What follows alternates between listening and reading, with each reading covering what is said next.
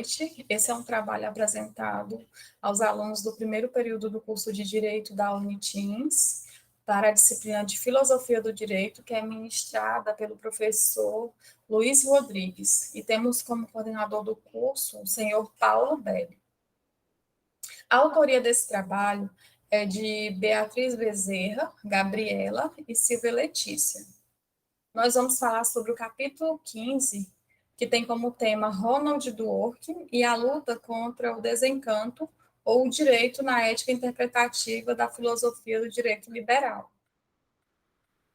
Ronald Dworkin nasceu em 1931 em Massachusetts, nos Estados Unidos.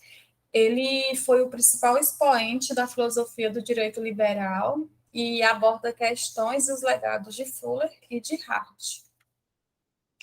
Ele desenvolve uma metodologia interpretativa.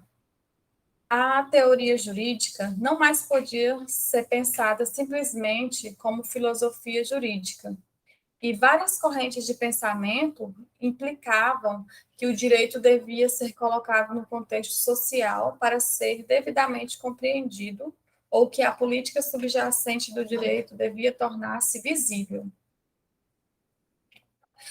No ponto 2, que fala sobre a digressão, o destino da sociedade transparente, o autor vem falando sobre a modernidade e sua fundação. Segundo ele, a modernidade foi fundada pelo iluminismo, e um dos principais objetivos do iluminismo consistia em permitir que os seres humanos pudessem ver as coisas como elas realmente são.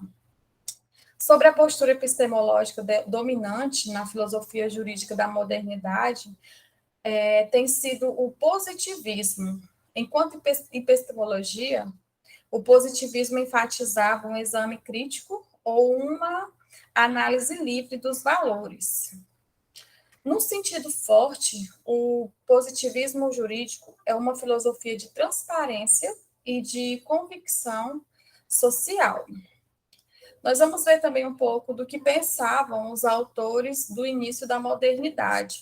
Nós temos aqui uns nomes como Hegel, Marx, Bentham ou John Austin, que acreditavam na possibilidade de que o conhecimento revelasse ao homem a verdade sobre a condição humana.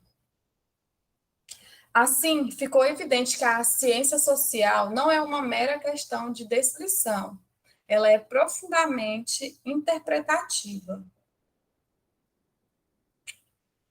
No tópico que traz como tema qual é para Dworkin o objetivo de sua metodologia interpretativa da filosofia do direito, tornar coerente um conjunto de práticas intencionais ou criar uma nova metanarrativa para os tempos pós-modernos?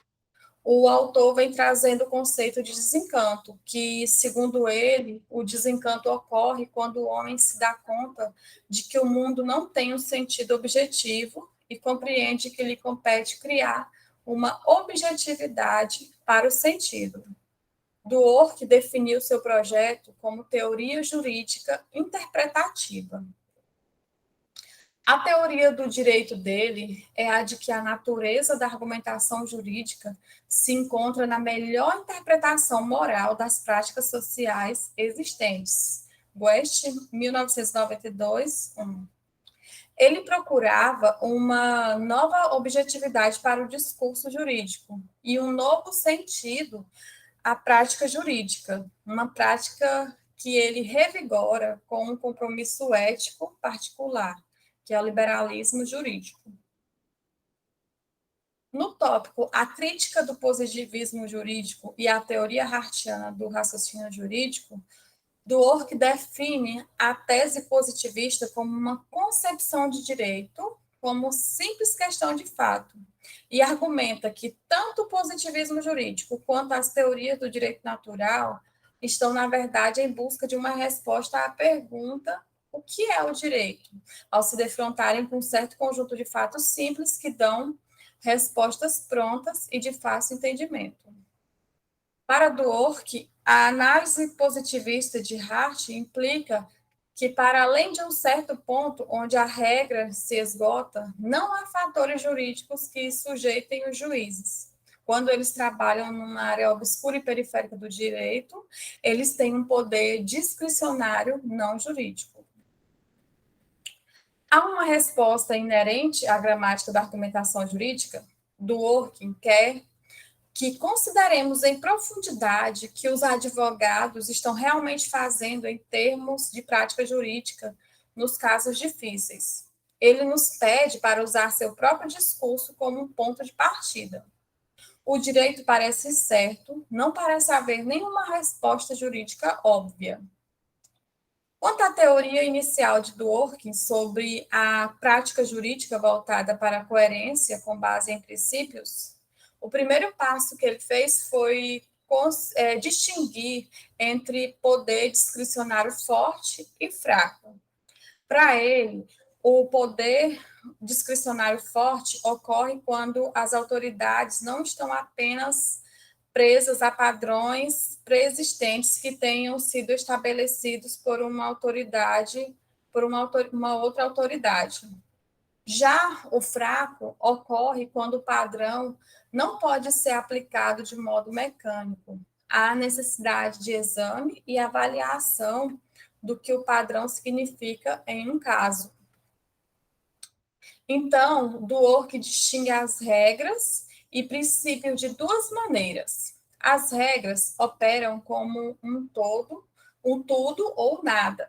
Os princípios, porém, não operam desse modo, sim ou não.